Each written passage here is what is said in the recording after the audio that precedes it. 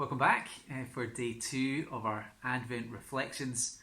This time we'll begin hearing very famous words from Mary, the mother of Jesus. Sometimes known as Mary's song, sometimes known as the Magnificat. Mary said, "My soul glorifies the Lord, and my spirit rejoices in God my Saviour. For he has been mindful of the humble state of his servant. From now on all generations will call me blessed. For the Mighty One has done great things for me. Holy is his name. His mercy extends to those who fear him from generation to generation. He has performed mighty deeds with his arm. He has scattered those who are proud in their inmost thoughts. He has brought down rulers from their thrones, but has lifted up the humble.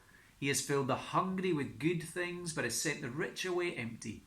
He has helped his servant Israel, remembering to be merciful to Abraham and his descendants forever, just as he promised our ancestors." Now, perhaps we're familiar with the phrase that power corrupts and absolute power corrupts absolutely.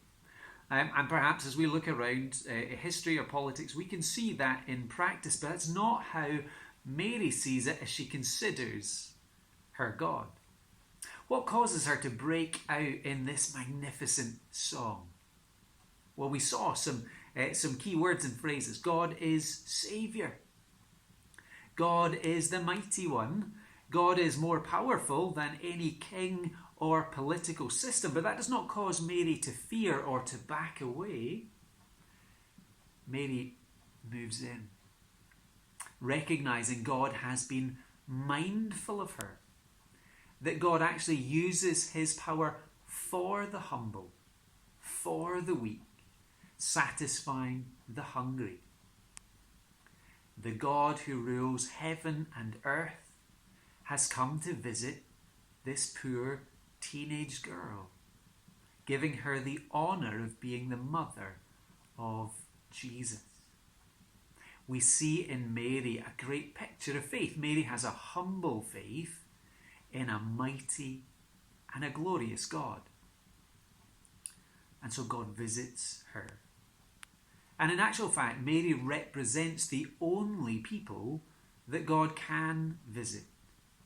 To know God requires that we first of all know our own weakness, our sin, our low position.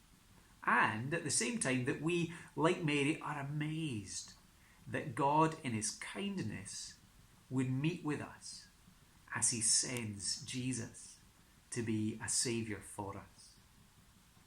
Today, will you and I humble ourselves to receive his promised help?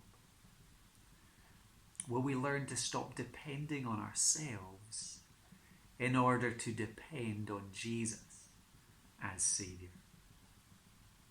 We'll be back again tomorrow for some more reflection.